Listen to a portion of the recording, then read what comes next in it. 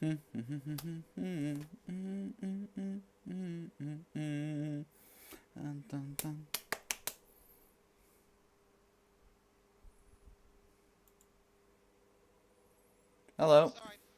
Sorry about that. Got held up in something, but that's over with now. All right. Well, by the looks of it, we are currently live. I'm just launching Rocket League at the moment. Okay, cool And beans. you could speak up a bit. You're a bit faint. Uh, testing, 1, 2, 3. That's a little better. Let's see. I'll try to talk really loud. Yeah. I don't know. Maybe it's a problem on my end. It probably is. Anyway.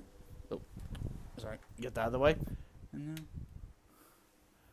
Okay, I'm coming through on OBS. Can you talk again? See if you're coming through. Testing, Okay, one, good. two, three. I know. Sorry to say that I have a bit of a weird setup at the moment. You wouldn't believe it if you saw it. Okay. Okay, voting you in. You don't know I'm currently using a standing desk.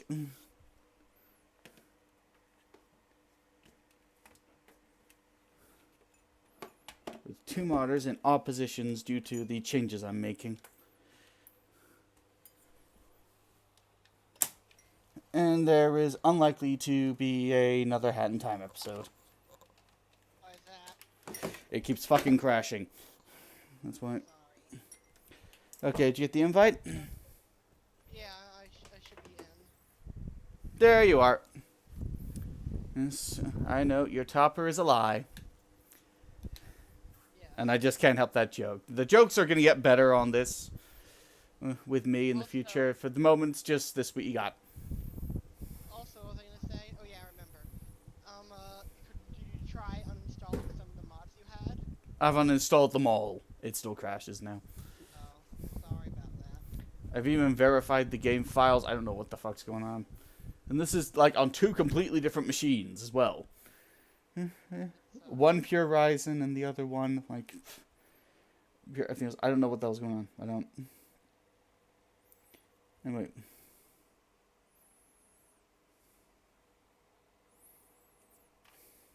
Wait, what's going on there? So there we go. Yeah. Something a little off with the stream. But anyway, it's fine now. So we're searching. We are still searching. Yes, we're waiting and searching. Waiting and searching and waiting. Yeah, no, it's I am crap. curious. Hmm?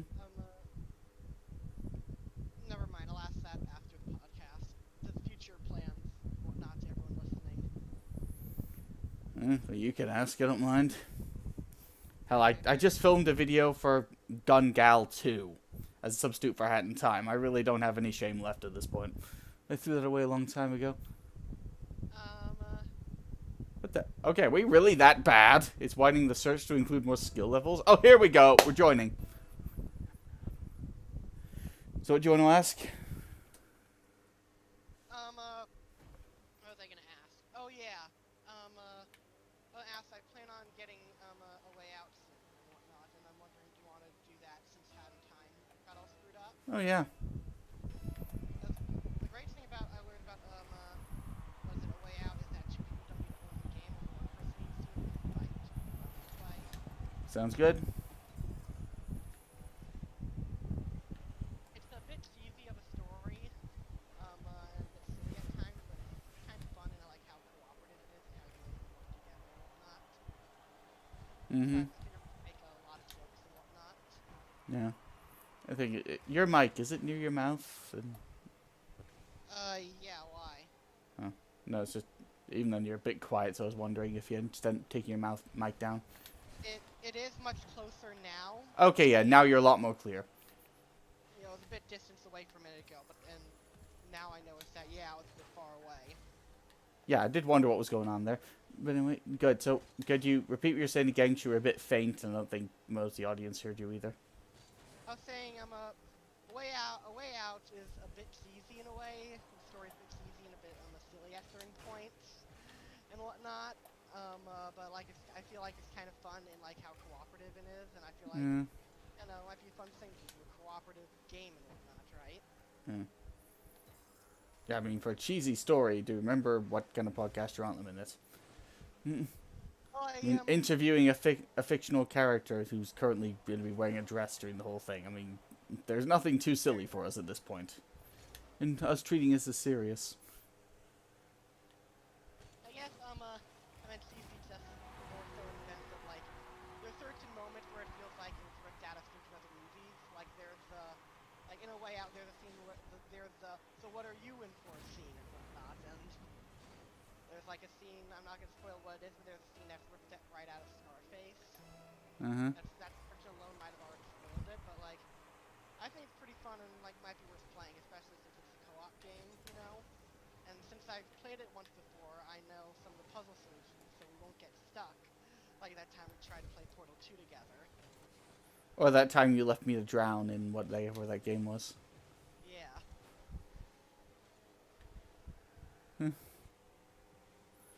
Oh, seriously, can you believe me? You left me to drown. What an asshole. I just couldn't figure out the solution. I tried pulling all the levers and everything, but I couldn't figure out shit. Mm-hmm. Yeah. So, when do you want to start? Do you want to start recording that tomorrow, a few days from now, or when would you be? When would you? Well, tomorrow's fine. Okay. Well, I'm gonna want to record quite a few videos tomorrow with how busy I'll be. I'm going to be changing out the motherboard on my computer so that stuff can be sold. Sounds fair.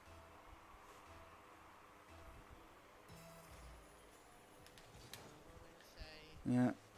Might after this podcast, I'll get it, and I might briefly test the invite feature, to see if it works and whatnot. So if you get a message from me, just ignore that. Okay, so afterwards we'll test that. Got it. Just to make, just so we're not about to record, and it's all like we're spending full through troubleshooting. Mm-hmm. Yeah. And also, I'll make sure you're the first to see my upcoming video on Gun Gal 2. For those who've never heard of it, pretty much, if I had a shame meter, it would be totally empty by the time I'm finished with that game. Is that like a Sword Art Online game? No. Okay. We'll put the primary enemies are women, and you defeat them by stimulating them to orgasm. Very, definitely a highbrow game concept. And oddly enough, it's actually very well written story-wise. Really? Yes. Like, not like we're talking like well written, not like well written for a porn game. I know the story is actually well written. I actually know the characters and genuinely care about them. Just because like there's well written for the porn and for porno, and like then there's like actually well written. So you're saying it's actually well written. Interesting. Well, Okay. I'll show you the video later. It's something you gotta see to believe. Okay, looking forward to it. Sounds interesting. Mm. And even as far as shooter games go, it's actually very well done. So wait, you squirt water at them, or like squeeze them, or like what exactly are you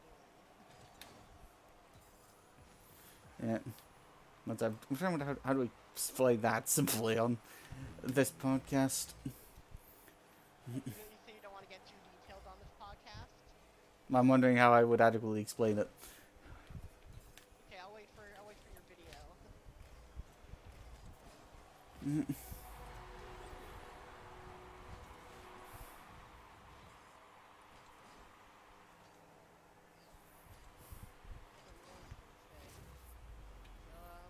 we still riding the Last of Us 2 bandwagon, or are we done with that? Oh, I still think we can talk about that game. I mean, think about the stories we're trying to make now, where we're interviewing Cloud and trying to make it go well, and also make it funny at the same time. A little bit awkward. Yeah, because I would know it certainly costed me a bit.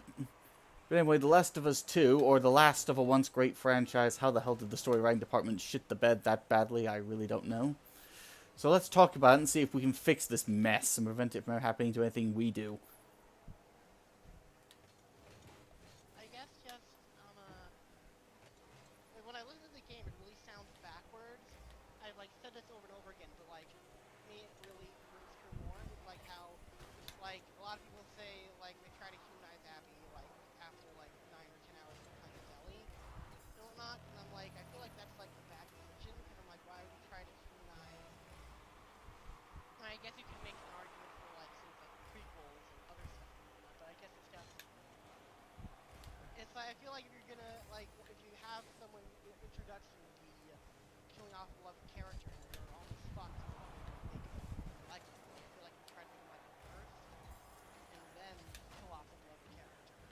Yeah. Like I'm not saying it's guaranteed to work, and it's like you're not guaranteed that people won't hate that character afterwards, but at least be more wiggle room and just like don't people instantly hate No. because all they know about it is Well, that's the massive problem with Abby right there, is trying to make her good in any way. I mean, they fail at that. First off, Abby, she kind of has the same problem the Germans had in World War One. fair in Yeah. way, in So what if way? you don't know what I'm talking about, damn it, they had to basically march through Poland in order to wage war on France. If that's the one. Or at least think that's a country. They had to march through some country to get to France, and at some point they suspected the nuns of the country they were in of helping the enemy. So they shot the nuns. Yeah, and you can probably imagine how that made them look to Britain. I mean, what could they say? Well, look, see, come on, Britain, we shot the nuns because, well, do you care what you say after that? Do you care? All you hear is, I shot the nuns. You don't care what their justification is. That's why I feel like if we played Yeah. as Abby first, I know. So with Abby, it's like, well, you see, I killed Joel because we don't care what your justification is after that. You killed him. well, that's why I feel like we should get to know Abby first before we coach it. So that's why we like double humanize first. You know what I mean? First impressions are like very important. Even then, it would still be kind of hard to make her likable after that. Killing a beloved character from the last game, that's... how exactly do you cushion that blow, really? It's kind of difficult. You don't necessarily cushion the blow, but it like at least feel less bullshitty when you like. Which counts more bullshitty to start humanizing a character and then have them do something awful, or to have them do something awful and then humanize. Yeah, but even then, to have them do something awful to someone that you like, it can kind of actually ruin it even more. Maybe. I mean, I think Naruto had that problem. They tried to their best to humanize Sasuke, and then they had him nearly murder the main character. And there's quite a lot of people who are really pissed that he basically got away with everything. I mean, can you say a similar thing to Anakin when he literally commits child murder in episode 3? Well, the difference is, we'd already seen him be redeemed. Before that, we'd seen that it was possible.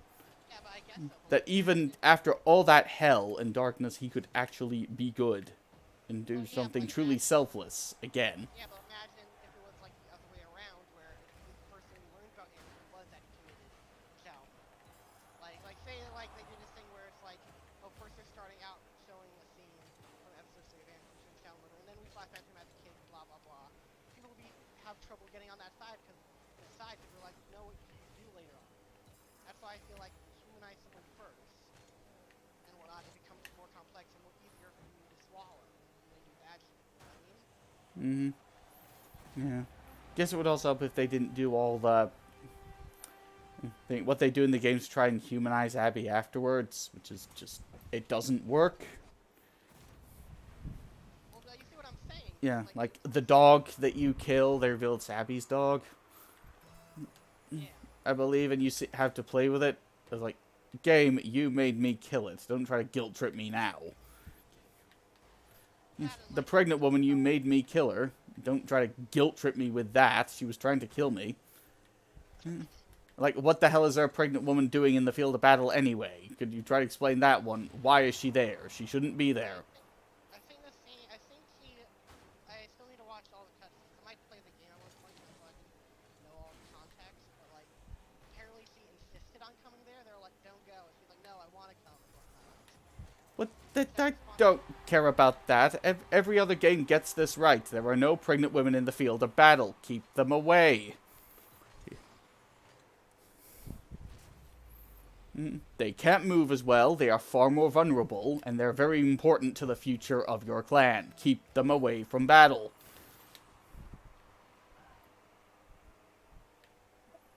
The only person who'd disagree with what I just said would be Anita Sarkeesian, because she attacked Fallout Shelter for it. She really? Yeah, she did. You can look it up. She took issue with Fallout Shelter because once the women became pregnant, they became very risk-averse. Yeah, a pregnant woman being risk-averse, who'd have thought that would happen? What did I say? Yeah, and then speaking of that, when they try to humanize Abby, they have her flat out salivating at the thought of killing a pregnant woman. I was like, are you trying to make me like this character or not, game? Make up your mind. Yeah, that's one part I do find silly. When she literally is like, no, she's pregnant. He's like, good, and whatnot. I'm like, What? that's a bit silly. And they never really have her second guess herself for a path of vengeance, and she gets every damn thing she wants when she's a total psychopath about it. So, yeah, so I'm guessing you're watching the cutscenes of the game online, right? Yeah, I'm not buying it. That's fair. I mean, if you gave me one hell of a deal on it, maybe. But even then, I'm not entirely sure I'd play it. My problem, it doesn't seem like an absolute, like, the worst thing ever. Like, from what I've seen, there are moments of, like, good dialogue, good moments and whatnot. But it's bogged down by a lot of just, like, fundamental stuff. Would you agree with that? Yeah, I don't believe it's a 0 out of 10 by any means. No, I mean, it's still made by Naughty Dog. They're still good at making games. Gameplay-wise, it's okay. I mean, it gets insanely repetitive in a bad way, but, you know, it's at least okay. In the gameplay and graphics-wise, but everything else, it sucks.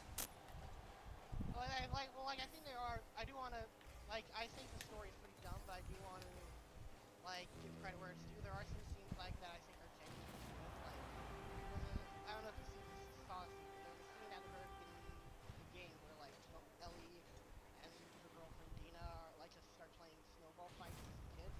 I thought that was a genuinely cute, well done scene. You know, it adds some levity and it shows, like, I don't know, like that. Also shows that this town is not just like just barely surviving. There's fun and whatnot. Yeah. Though even still, the fact that the federal government is still out there, the fact there's still a big cordyceps virus or mushroom out there infecting everything, could you, like, not close up that loose end? Rather than introduce its ma'am to get a Joel in one in the dumbest way possible? Well, it's not so much that. Well, yeah, I agree. Like, there's more stuff they could have explored, and it feels like weird that's the direction that they went with. Well, yeah, like, all these plot threads that were left hanging at the end of the first game, shouldn't we address that? Nope, doesn't matter. Okay. Personally, to me, I don't really think you, like, I know this is a cliche to say, but I don't know if a lot of the things you really need the sequel, but, like, it sort of works as it's a good standalone thing, but if you want to expand on it in the sequel, you could, and so that's why it's all the more weird that they chose the direction that they did, you know? No. Like, I was trying to stop that, too. like, Joel and Ellie deal with the whole Joel lied to them in flashbacks, like in the first. And that really should have been a thing that they deal throughout the whole game, you know what I mean? Yeah.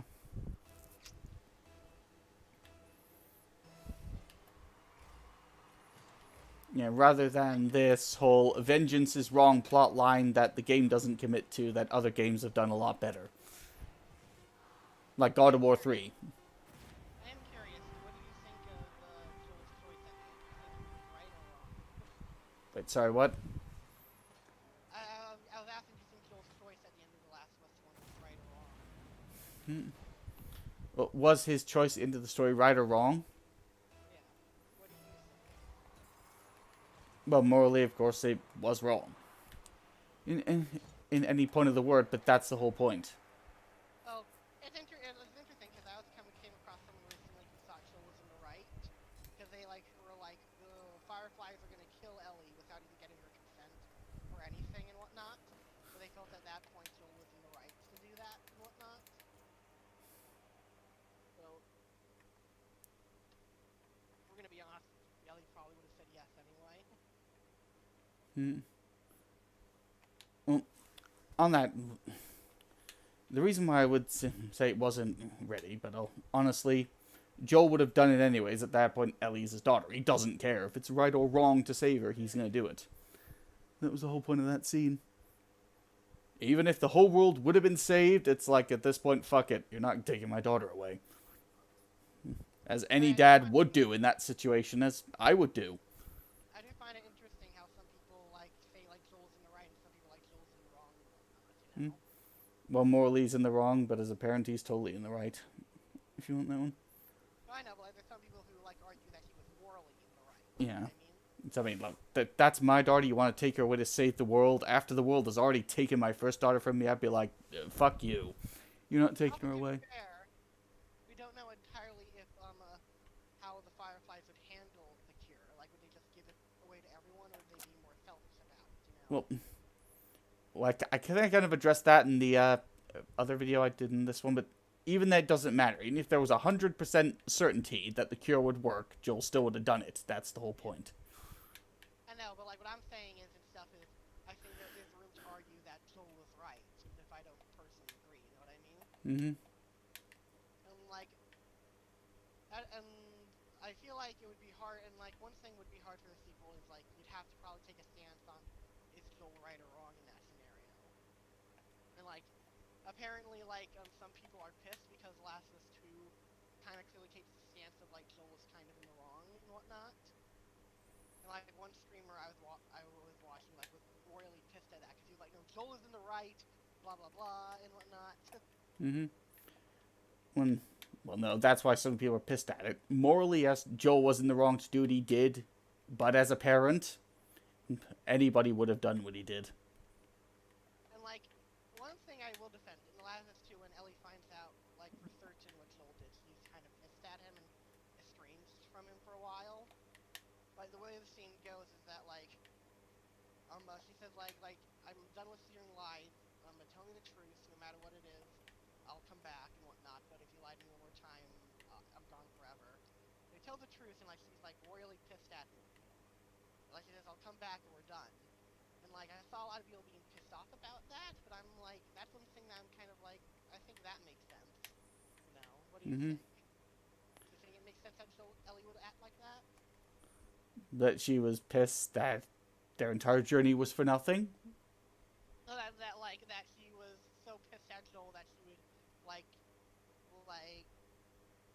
it would damage their relationship and like she would be estranged from him for a bit.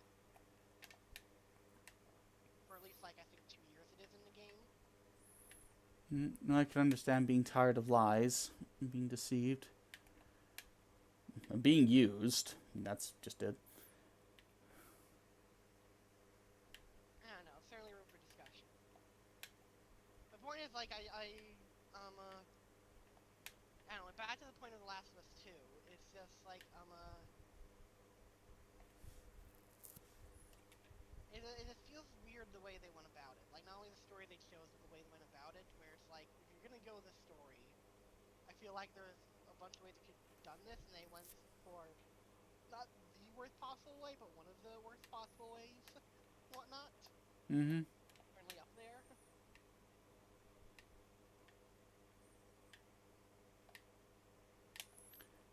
Yeah, they did go the pretty weird way of doing so. Or rather, just flat out terrible.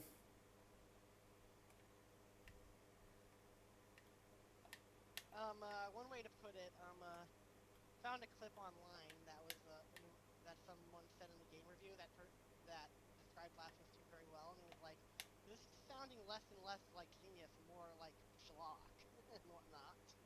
Mm-hmm. Oh, I scored. I don't know how I did that. We'll see in the recap. Okay, there's me. I hit the ball. Okay. John hits it. Guy accidentally hit it. Oh, okay. That's how I do it.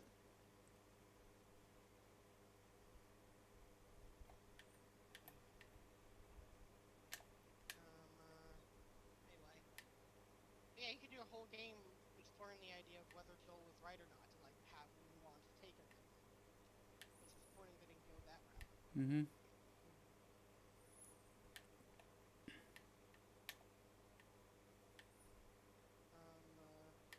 Yeah. Or at least do something with his character other than having get his skull bludged in by its ma'am for the dumbest reason possible. And then apparently he forgets how to be a survivor and a hunter at the worst time possible. And even though he's really smart in other flashbacks of the game. Like there's a flashback in the game where Joel, I don't know if you saw this or not. Stop me if you did. But Joel and Ellie are scavenging somewhere, and he says put a mask on. Even though she's immune, because just in case they come across someone and whatnot. That kind of reinforces it even more that Joel is kind of stupid in the scene where he dies. Mm-hmm. Yeah, especially if they'd already established that he was a smart and highly experienced character during the first game.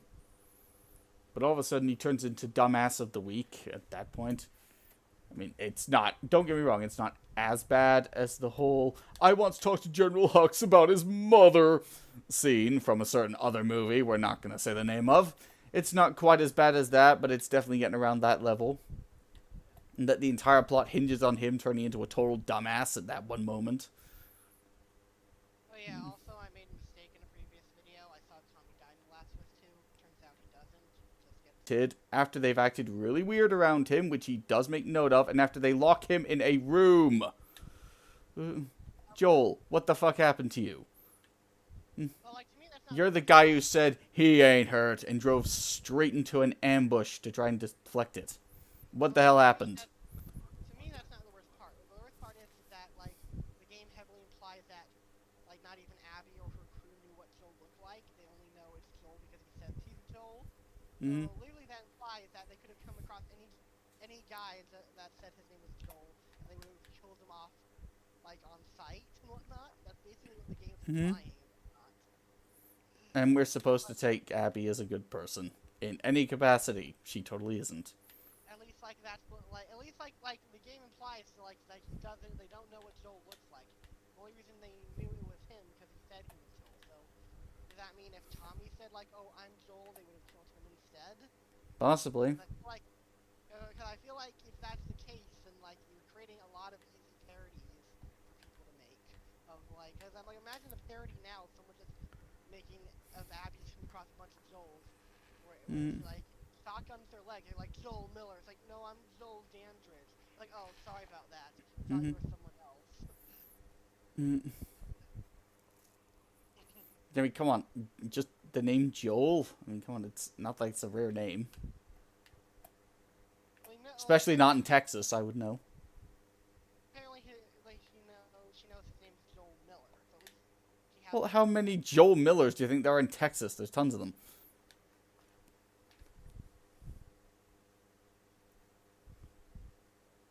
Or hell, just in any southern state in the United States. It's not like they're rare. I mean, hell, if you Google your own name now, you'll probably find a ton of people with the same name as you. Yeah, exactly.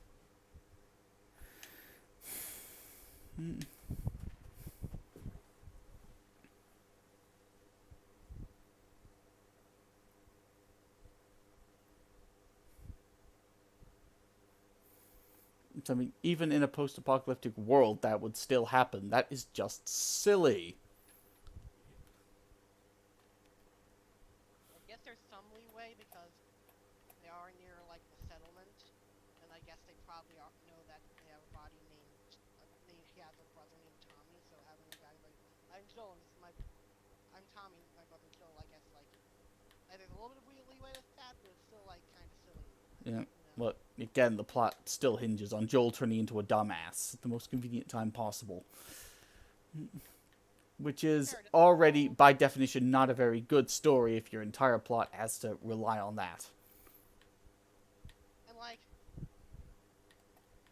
a lot of people, and, like, to be fair, like, Joel does use his name when meeting strangers a lot in the first game, but, like... Yeah, but now he knows he's being hunted, and these are people he doesn't know, and they've acted weirdly around him. Yeah, I was about to say that was before he killed a whole, hospital worth of, Fireflies. fireflies.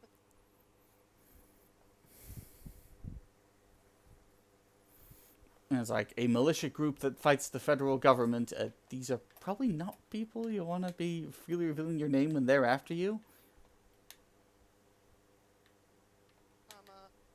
Would have been at least nice if they had a scene like where they talked about where like when to and when not to use their real names. Also, I still love that parody scene I showed you where like soldiers like Ellie, and he's like running through the hospital and killing fireflies left and right. Mm-hmm. That was a funny video I sent to you. Yeah. It's a parody, and yet it's still better than The Last of Us 2. For those who don't know, like I saw there's a video called Last of Us 2 Summarized or something, where it just like abridges Last of Us 1 into like 4 minutes and whatnot. And like the joke is that they like rush past a lot of plot points or whatnot. Like they go to Bill, like, Bill, we need a car. He's like, okay, and he just gives him a car and whatnot. The whole point of the video is just to recap The Last of Us in like a very quick, kind of over the top parody kind of way. Mm-hmm. Yeah.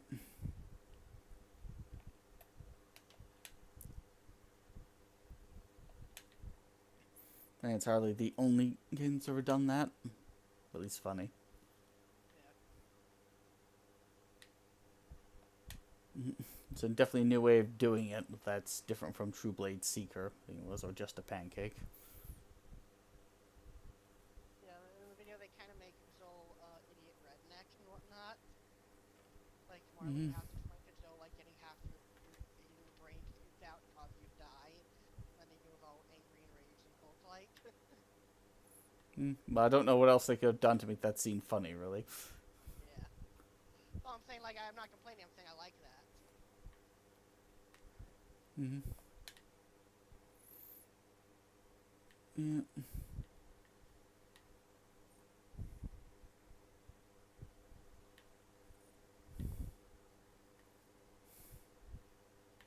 Oh, yeah, by the way, speaking of Naughty Dog and iffy games, there's actually a Last of Us Easter egg in Uncharted 2. Uncharted 3, I meant. Uncharted 3. Okay. I think one of the newspapers says, like, what is this weird fungus growing? Yeah. Now that they've already killed that franchise, I guess they've done Last of Us 2. I wonder what crap they're going to make next, or if they're going to kick Neil Druckmann out, hopefully. He is vice president, so I imagine it wouldn't be easy. But yeah, I mean, they're not going to flat out fire him. They're going to say, no, he has looked at his life. He's decided he would be better off at another company or taking a leave. He's not going to be booted out and fired. He's going to leave a different way. I don't know. Like, what I read in interviews, he's already thinking about what his next project's going to be. Like, he said supposedly 2 big ideas he has is to either make a Last of Us 3 or a new IP. I would say at this point, new IP. I mean, Last of Us, that's fucking dead at this point. I'd only say do a Last of Us 3 if he attempts on giving it a happier ending. If not, then yeah. I mean, you've already gotten PewDiePie hating the game. The next game in that franchise doesn't have a chance. Yeah. I mean, hell, he was on the guitar singing, Abby's gonna die, Abby's gonna die, I hate that bitch, I hate that bitch. I mean, when PewDiePie is singing that about your game, the next game doesn't have a chance. Just go for a new one. Maybe. Well, no, I mean, it might. You never know. Marketing and whatnot can be a hell of a thing to sell to people. Come on, a bad game that you have to make a sequel to, that bad smell of the last game can really hurt you. I mean, hell, look at The Rise of Skywalker. One of the biggest reasons it failed is because it had the bad smell of The Last Jedi haunting its every movement. That and it was arguably worse than written, but that's my 2 cents. Yeah. I mean, they tried to expose that Rey was a nobody, so she had her powers because vagina. And they also killed off the main villain of the trilogy. Like, there was no way they could write that out in any good possible way. No, she revealed to have powers in Rise of Skywalker because she was the granddaughter of Emperor Palpatine. Yeah, but that was had to be written. That had to be pulled totally out of their ass. That was never set up. Yeah. You know that one? What was Yeah, I I gonna mean, say? that Luke is like Darth Vader in more ways than he likes to admit. I mean, as rushed as it was in the second movie, it was at least on screen. You could definitely see it.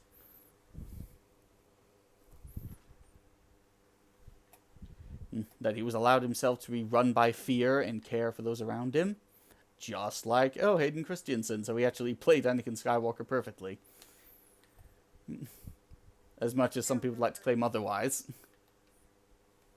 Supposedly, I've heard rumors that there's supposedly a faction in Lucasfilm that's trying to get the sequel trilogy decanonized as an alternate universe.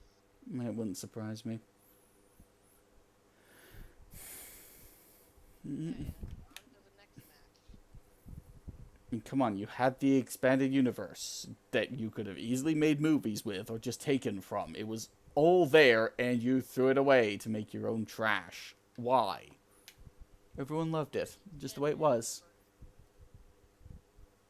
By Hmm? the way, speaking of the expanded universe, I have a question. I never read Dark Empire, so I'm curious. Like, I know in Dark Empire, the Emperor comes back via being a clone, but my question is, I heard Luke also temporarily turns to the dark side. Why does he temporarily turn to the dark side? To get close to the Emperor. So he doesn't really turn to the dark side. He's just faking it. Yeah. Okay. Hmm. In other words, Though, I guess in the expanded universe, the Emperor goes in a rather entertaining way. I'm guessing that's why Lucasfilm didn't want to film it that way. I do feel like bringing back the Emperor and turning Luke to the dark side period is kind of like a no-no for me. Yeah, that's why it wasn't that popular. Mm. Do you like it, or what do you feel about Empire? Well, I like the way that they finally killed Palpatine off for good. I do too. It was in a movie called not Empire Strikes Back, Return of the Jedi. It was a pretty good movie, if you ask me. No, Han Solo shoots him in the back. Sounds like And he gets dragged kicking and screaming into the Sith afterlife. that's kind of. Oh wait, but like, is he another? I thought aren't clones like other versions of people, not just the person? What Palpatine Wait, can do, it's a dark side ability that allows you to stop your spirit from going to the afterlife, or the Force life, whatever they call it, and it possess other beings, like clones, for example. The problem with doing that is the clones will often rot at an accelerated pace, because that's the price of using a dark side power like that. I mean, there's other problems with clones of Force-sensitive people, but that's the main one in Palpatine's case. And that's probably why, I guess in Rise of Skywalker, Palpatine is missing some fingers. Or why he has to be stuck to a medical device. His body is rotting away. He needs a better body to possess. Like his own family. what was I gonna say? Oh yeah, like I was about to say and whatnot, like that does make sense because I was gonna say if there was just a clone they just had the same personality, that'd be a little weird because one thing both in the Clone Wars cartoon and in like other Star Wars lore was that like the clones weren't just a duplicate of Jango Fett. They all like had their own sort of personalities and whatnot. Mm-hmm. But like that's a big thing in the Clone Wars cartoon is like how like a bunch of them are like Oh, yeah. their own unique It thing. explores neuroplasticity, I know. Particularly deep for a cartoon. Yeah. But anyways, like from what I've heard, what the faction inside Lucasfilm was proposing is that like I don't know if you remember reading this, like when Rey faces her dark side version of herself. As poorly written as it was, yes. Apparently, what they're trying to do is right around that instead say like the Emperor always had this mirror that Mm-hmm. led to alternate dimensions and like all everywhere to all sorts of different dimensions and whatnot, and like he used it to help rise to power. So what they're gonna say is that like when he died at the end of Return of the Jedi, he used the power of the mirror to bring himself to another alternate universe, and he was greatly damaged from that. And that alternate universe is the place where the sequel trilogy takes place. That would make sense That's to me. so supposedly that's what they're gonna do. Despite some issues I have with that idea, it's at least much better. Probably would be better than having the sequel trilogy just being canon. You know. Mm-hmm. It would Now, explain why Ray's a Mary Sue. It's allowed in this alternate universe. It would flat decanonize everything, so I'm totally fine with that. I'm not against like the idea that the Emperor had some dark artifacts that helped him and whatnot. Well, yeah, I mean, he made Darth Vader's armor from Sith alchemy, so I'm fine with that idea.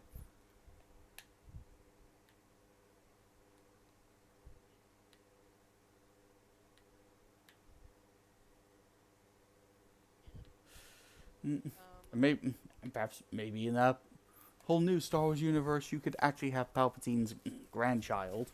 Thinking in the EU, he at least had a son. One of them. You would definitely have Palpatine's grandchild show up and decide that they're going to be a Jedi for the right reasons. So you're telling me, in both the EU and in the sequel trilogy, no matter what timeline you pick, that Palpatine fought. Is that what you're saying? Well, in the sequel trilogy, apparently, Rey's actually the daughter of one of his clones. That was something they tried to set up, as stupid as that was. But come on, no, just make it so some woman fucked this guy. Just say it that way. Well, I mean, still have trouble picturing that, considering how gross he looks. That some woman would want to fuck him. Papa G, let me tell you the sad truth about women. They're attracted to status. Yeah, Absolutely. Like, It doesn't matter how butt ugly you look. If you have enough status, women will sleep with you. I mean, hell, Genghis Khan, if you remember that guy, Emperor, he had sex with so many women. It's like 1 out of every 2,000 people today are related to him in some way.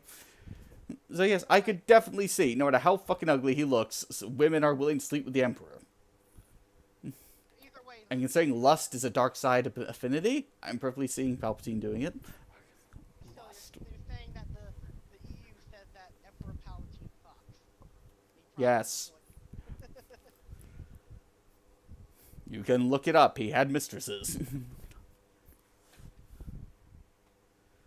I know it sounds creepy. I know it's hard to picture. Absolutely, but yes, he did. I mean, come on. The Hutts were able to reproduce. Is it really too much of a stretch that Emperor Palpatine can do it? And yes, that's going to be in your head for the rest of the night. You're welcome. Nothing's getting that out. I guess not. It's like, I don't know, power, money, or anything. Like, I feel like Emperor Palpatine would have to pay people to fuck him. He's the Emperor. He can totally do that. I mean, hell, Darth Vader had his own castle. I mean, I'm pretty sure the Emperor can pay for a prostitute. And in all likelihood, there's plenty of women that would be more than willing to sleep with the Emperor in hopes that they could at least get some support for their child. I mean, it's a big problem in the NBA. You have all these women that want to sleep with NBA stars to put them on child support. I'm willing. So I can totally see women being able to sleep with the Emperor of an entire galaxy.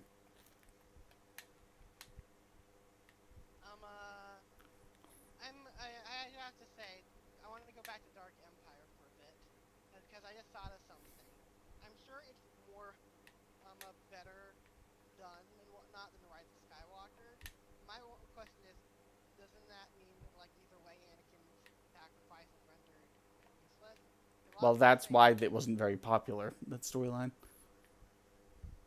I forget, did you like it, or did you just like parts of it? I like some ideas of it, though because it kind of renders Anakin's sacrifice a bit pointless. I didn't really like it for that reason. 1 minute. I'm busy right now. Okay. Sorry. That was my roommate talking to me. Do you think it's cool that Han Solo apparently kills him? Yep, that's the second Sith Lord he's gotten the jump on. Oh yeah, the first was Darth Vader. Yeah. Does Darth Vader really count because he was like in a ship? Well, it's the same principle. No one would ever expect someone like Han Solo to be able to take out a Sith Lord. And because of that, because all the Sith look down those who don't have the Force, him coming out of left field to take them out, they don't never see it coming.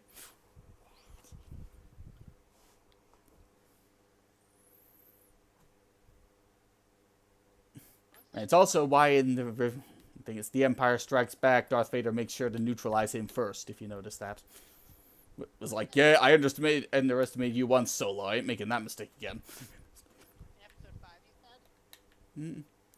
You say episode 5 or episode 6? The Empire Strikes Back, you know, the actual good episode. If you look, Darth Vader makes sure to neutralize Solo first. One thing I find interesting in the prequels is that they sort of go out of their way to explain why Emperor Palpatine's ugly. And like, as a kid, I just thought, oh, that's something I never thought knew that information, because I always thought he was just an ugly old man. You know? I think this aged like poorly, you know?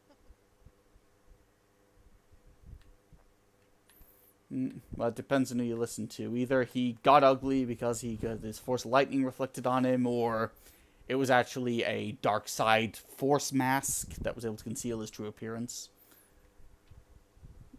That was another one.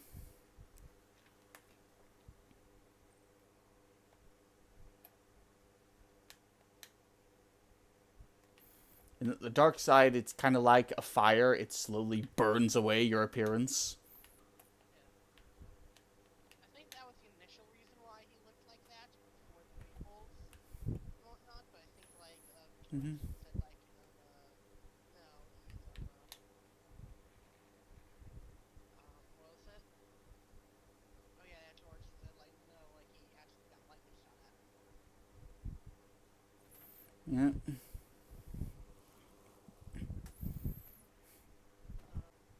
Remember the Wookiee Hanhar? Mm-hmm. Artie apparently at one point was supposed to become like the Force user or whatnot, but I think George Lucas nixed that idea because he didn't think Wookiees should be Jedi or whatnot. But I think other stuff that came after later contradicted that and whatnot. So Yeah. It would be interesting to see a Wookiee being a Jedi. You won't be able to understand them, but it'd be interesting.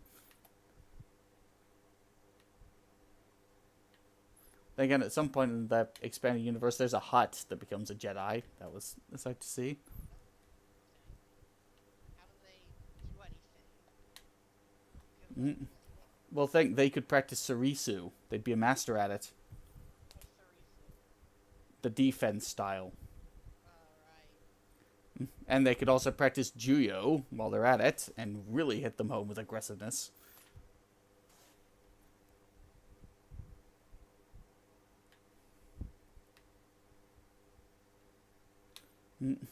So, I mean, try to think of that. You've got a massive 500-pound slug with the speed of a Jedi. It's like, how can you break that defense? That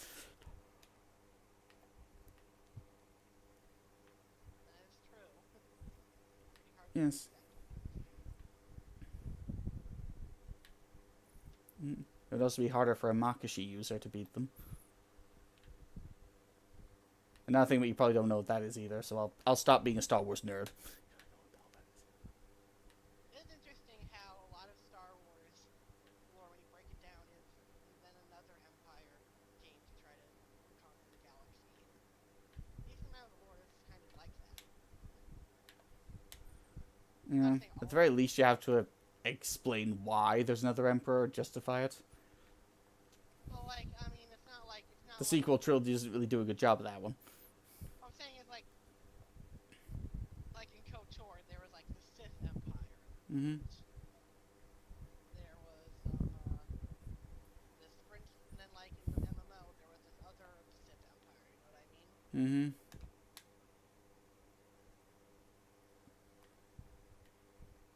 Well, I mean, like, I guess it is a tried and trusted format, but like, I wonder why there were so many empires in Star Wars lore. Mm-hmm. But it's big enough for there to be an empire, I think. Oh yeah, do you know much about the Star Wars MMO? The SWTOR MMO? I'm trying to remember that one. I don't think so. But here, you got the chance. You can out Star Wars nerd me. Go on. They actually do sort of make the Emperor Mm-hmm. kind of different and unique from what is it? Sorry, I had a bit of a tech or something. But anyway, they actually make that Emperor different from Palpatine and whatnot in a number of ways. like I think he really, like the Emperor Centaur really kind of secretly wants the end to everything and whatnot. And I can't remember the exact reason why, but I think part of it was because like he was like more and more he likes to feed on force and feed on life, and like really does want to destroy everything so he can become an instant being.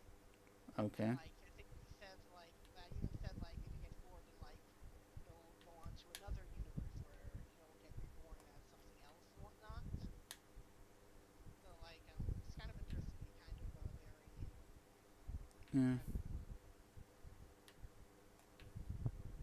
of probably did a bad job explaining it, but I remember the game being pretty interesting. I mean, what I would like to see them do in the future is try to bring the Yuuzhan Vong into the actual Star Wars. Although, if we're more about appealing to kids now, I could probably see why Disney's not going to let that happen.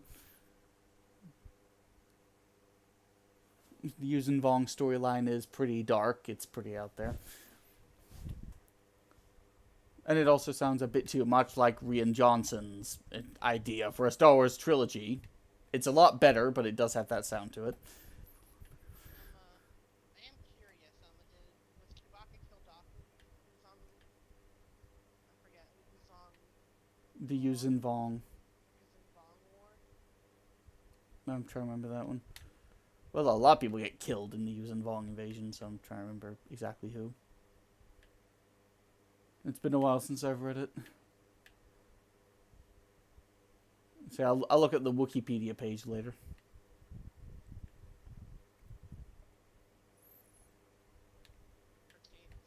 Mm-hmm. And look forward to the second season of The Mandalorian. Hopefully that's fun. I'm a bit worried about it because I hear they're bringing in a lot of different characters.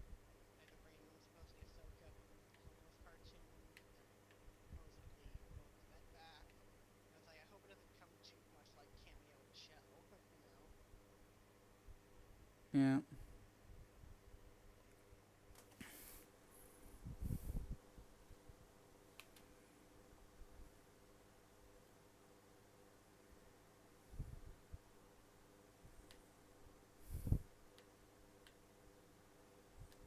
And I hope they do something more with Baby Yoda this time.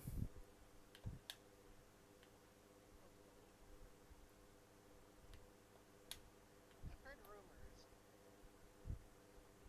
Well, also I would say, you know the guy Carmen Pasha, the Hollywood writer who's very, book writer who's very vocal about his hatred of the sequel trilogy and whatnot. Mm-hmm. He claimed this could be bullshit and whatnot, so just take this as well, like take these as rumors. But he claimed he knows a guy who's worked with what's his name? Jon Favreau. Mm-hmm. He claims behind closed doors that he's talked to Jon Favreau. Apparently, he hated The Last Jedi, and then he hated it so much that he actually pushed to be on The Mandalorian. Say, hey, can I help you fix this and whatnot? It wouldn't surprise me. If that was the case. I mean, a lot of people in Hollywood really don't like The Last Jedi. I mean, they're not going to come out and say it in public, but they can say it to friends behind closed doors. And while he said that, I think he said, I hope I didn't ruin my chances of working with Jon Favreau. Yeah, I know what you're talking about. He might have already did that. He might have ruined his chances to work with Jon Favreau with that. He might be like, hey, what the fuck? But he was on Geeks and Gamers, so I think he's already ruined his chance there to an extent. Because, like, from what I understand, like, Jon Favreau seems like a talented guy, but he also knows, like, how to play the game to Hollywood. Well, yeah. You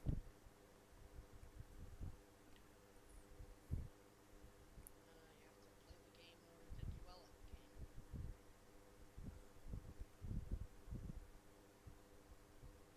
Also, like, I forget what you said to this, but are you worried season 2 will become too cameo-centric, or are you not worried? No. I've seen enough of the first season to be confident it's going to be good. I just hope Also, the fact that they're very determined to not let Kathleen Kennedy anywhere near it. You know, she gets her own shit show that will, you know, it'll basically probably go the way of Batwoman, then she'll be out. It is interesting that they're supposedly bringing a bunch of like characters and whatnot into it, like Mhm. characters and whatnot. Supposedly, I heard rumors that supposedly also sequel trilogy characters. Oh lord. As long as it's not Holdo or Tico.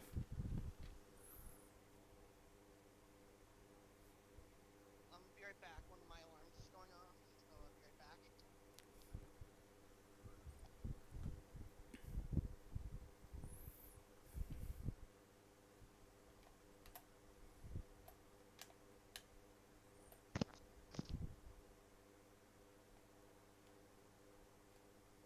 Like, I highly doubt it's gonna be Rose Tico unless it's like a baby Rose Tico.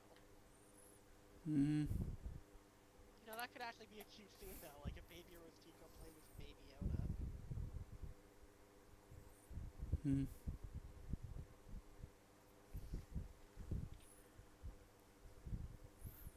It would be cute if Baby Yoda's first words were, "Bitch, you will grow up to be." You know, that would be pretty cool.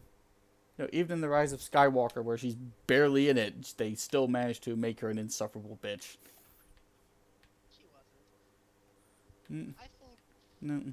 She, Officer tells everyone that, hey, by the way, Rey and friends, they've been attacked, they've fallen some quicksand, we've lost communications. What's Rose's response? Can you not say it in a more positive manner? And of course, the officer's thrown off. It's like, well, I'm delivering really bad, important news in the gravity of tone it deserves. And I'm being told to deliver it more positively. And then he tries, as awkward as it is, and she goes, "Ugh!" And just storms off in a huff. It's like, oh. Well, I didn't think JJ could possibly make her more insufferable than Rian Johnson did, but dear God, he found a way. I mean, come on, you remember that scene, right? Yeah. I mean, I get they couldn't cut her out of the movie altogether, but you at least cut her out as much as you could. Limit her to one scene. Kind of. Despite me not really liking Rose Tico as a character, I feel like she's kind of robbed. Exactly. I feel really sorry for killing Marie Tran for what happened there. She thought she'd get to act in Star Wars, and Rian Johnson turned her into the new Jar Jar Binks. It's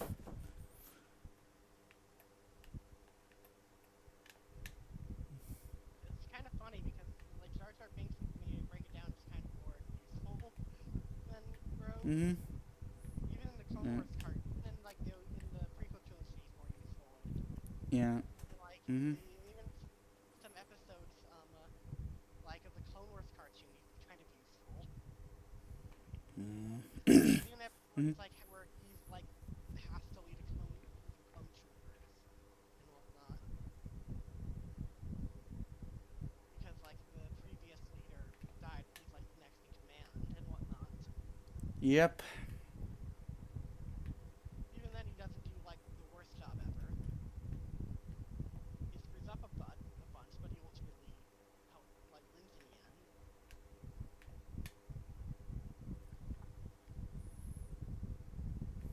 Mm-hmm.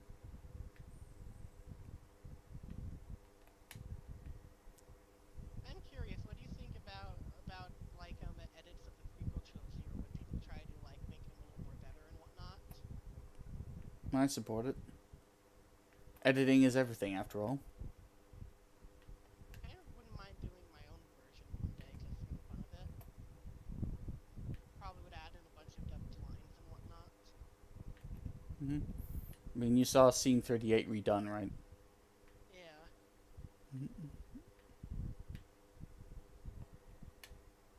Or even how Star Wars was saved in the edit. Editing matters a lot.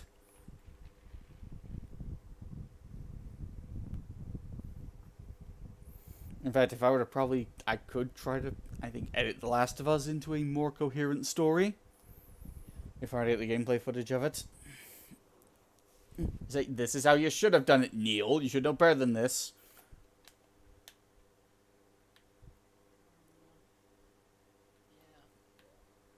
Yeah. I mean, come on, I know you drove your best storyteller out of the industry because you support women so much, but come on, you should know storytelling better than this.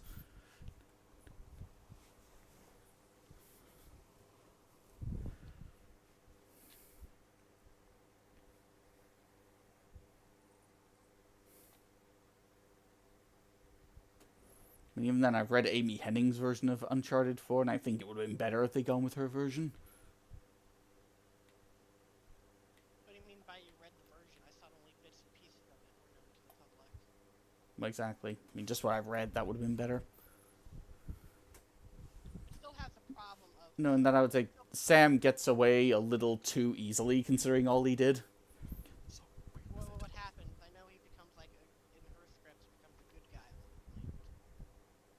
Well, in her script, I believe he was one of the main villains at the end. Really? Because I read that for like half, a good half, like 50 to 75% of the game he's a villain, then he redeems himself and becomes part of the good guys. We'll see. It still has the, I do, like, it still has the problem of like, oh, here's this brother we never mentioned, talked about before, and whatnot. Mm-hmm. I think Uncharted 4 even, I'm sure Amy's vision would have been great and whatnot, possibly even better, but I still enjoy, the Uncharted 4 we got, but it would have been interesting to see what her version would have been. Mm-hmm.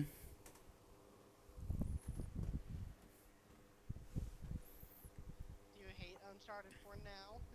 Now that you know that, Amy Hennig's version was, sort of screwed with? I don't completely hate what I got. I have problems with it, as I'm sure everyone does. Yeah, biggest problem is that Sam, I think he gets away with his crimes a little too easily for my tastes. Wasn't like, hold on, this guy escapes from prison years ago, only contacts you now, years later, comes up with this total bogus story to take you away from your regular family, which is totally based on lies.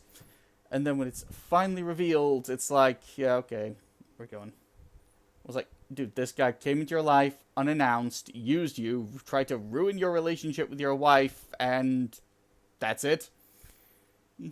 Like, you don't even care? I mean, I get that he's your brother and all, but come on, there needs to be some kind of redemption arc there.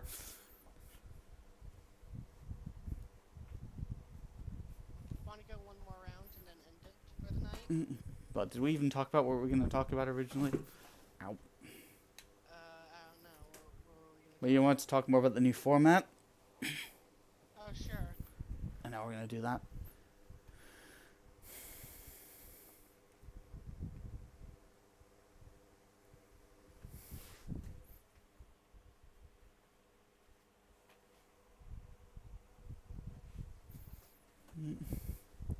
I mean, it pissed me off even at the end. Sam is still going for the treasure, and again, Nathan Drake just kind of lets it go. I took it more, well, I didn't, I took it more of he still wants an adventure, and Nathan Drake is done.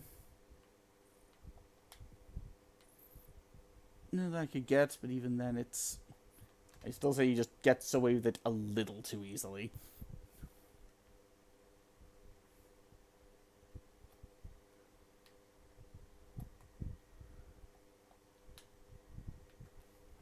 As for anything else, well, I don't know what Naughty Dog will do next. I'd rather they try and make a new Jak and Daxter game, but who knows? Who knows? They'll do. Sure, I mean, The Last of Us is pretty much dead at this point, so I don't think they're going to make another one of those. I mean, already retailers are refusing returns of it. yeah. Probably because they don't want to lose money and whatnot. You know, usually they'll accept returns of a game, but when they're refusing returns of it, it usually means there's a lot of people that are returning it.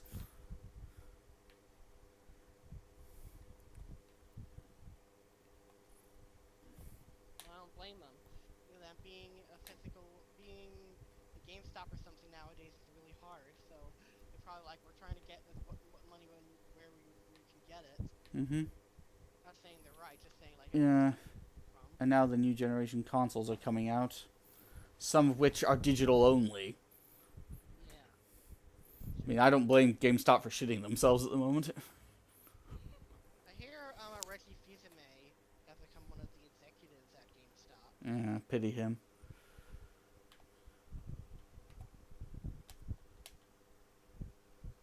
Maybe he sees it as a challenge to somehow turn around something that's doomed to fail.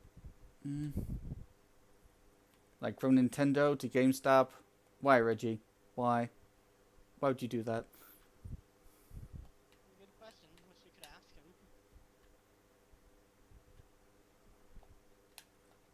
him. You left the Mushroom Kingdom to join the evil empire. Like, why? Why?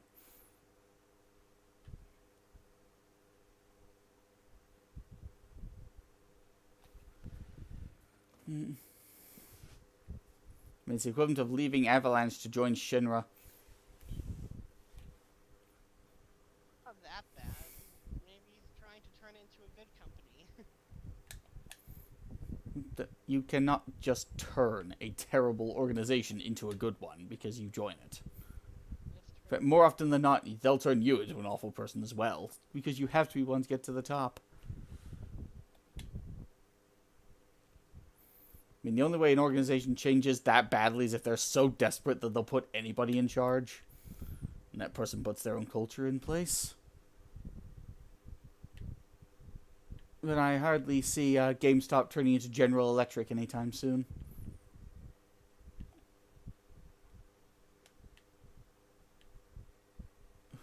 Damn it.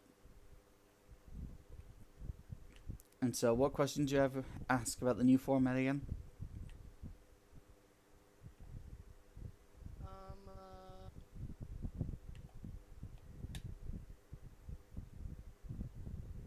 I guess are you gonna be doing Let's Plays for the foreseeable future, or what else are you planning to do? I'm on the main Dolphin V channel, yeah. That and possibly other games. Other kinds of content from now it's mainly Let's Plays. Yeah. Playing things out, doing improv. Dealing with all the other things I'm rearranging here to get the channel ready and possibly moving for work. Yeah. And also getting the whole podcast set up for the new format. There's probably a lot to do. Well, I'm just looking forward to it. Mm-hmm. Hopefully we'll be able to score at least one Yeah. at the end of this. Success is hard. But you work for it anyway. Else you'll get a crippling depression where you lie on your bed making a continual droning sound. Knowing that your life will always just be a desperate, agonized whisper that no one will hear except for you as you draw your last breath.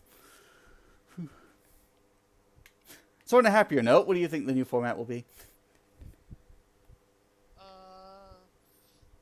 don't know. Whatever it is, I'm sure it'll be great though. Mm-hmm. Well, we've already got questions, but you want to ask more about exactly how it's going to work? Yeah, I would like to know.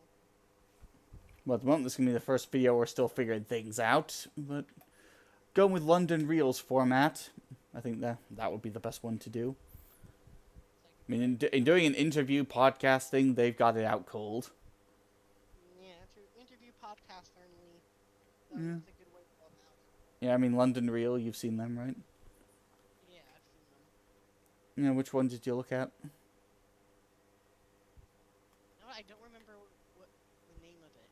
I know what happened in it, but I can't remember the name. Oh, is it that guy who was in prison? Yeah, that one.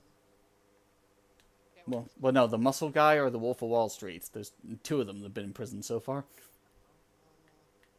I see. Yeah, it was the Wolf of Wall Street. Yeah, Jordan Belfort, that one. That was yeah, very interesting episode, that one. I have a bad habit of remembering the content of stuff and not remembering the title of it. Yeah, exactly. I mean, you've seen London Reel, you know how good they are. They're good at making real human connections that keep you watching. They're good at getting into who people really are, so that you can connect with them.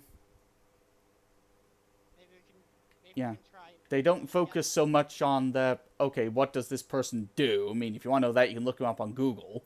They focus more on who they are and how that ties into what they do, if you notice that.